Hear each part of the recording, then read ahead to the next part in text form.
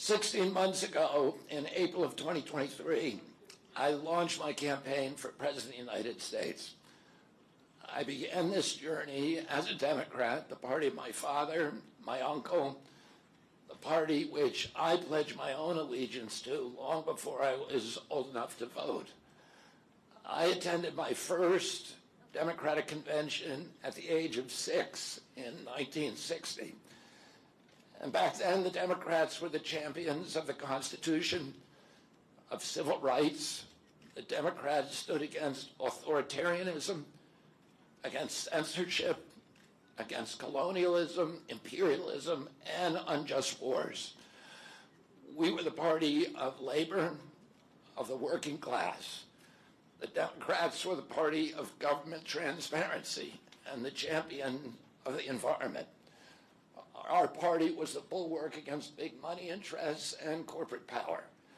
True to its name, it was the party of democracy.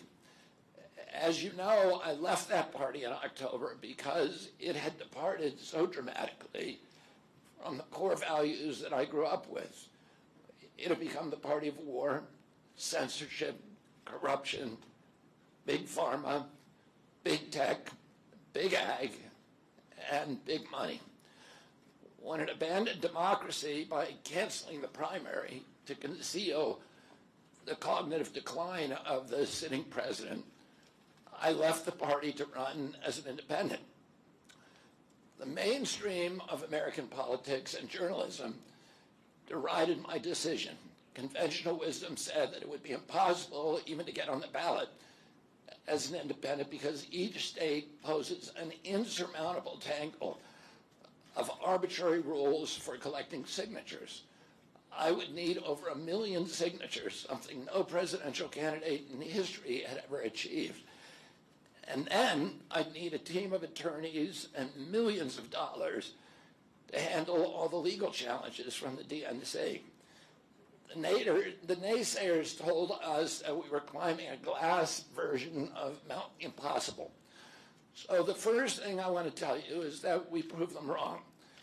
We did it because beneath the radar of mainstream media organs, we inspired a massive independent political movement.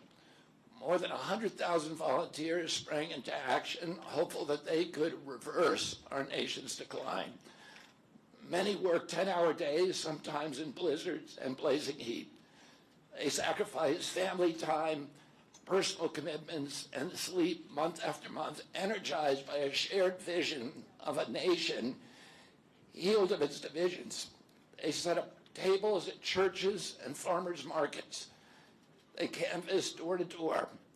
In Utah and in New Hampshire, volunteers collected signatures in snowstorms, convincing each supporter to stop in the frigid cold, to take off their gloves, and to sign legibly.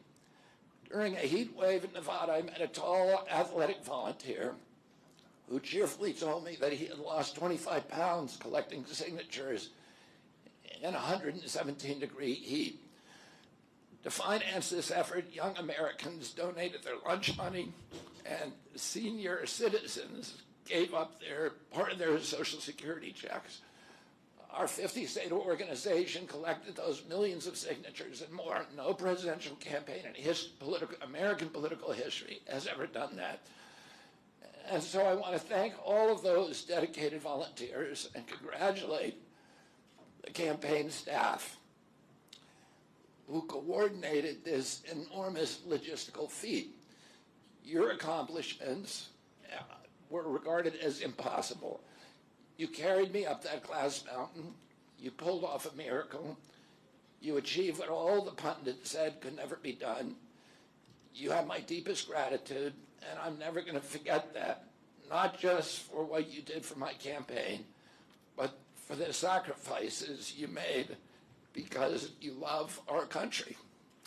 You showed everyone that democracy is still possible here. It continues to survive in the press and in the idealistic human energies that still thrive beneath a canvas of neglect and of official and institutional corruption. Today, I'm here to tell you that I will not allow your efforts to go to waste. I'm here to tell you that I will leverage your tremendous accomplishments to serve the ideals that we share, the ideals of peace, of prosperity, of freedom, of health, all the ideals that motivated my campaign.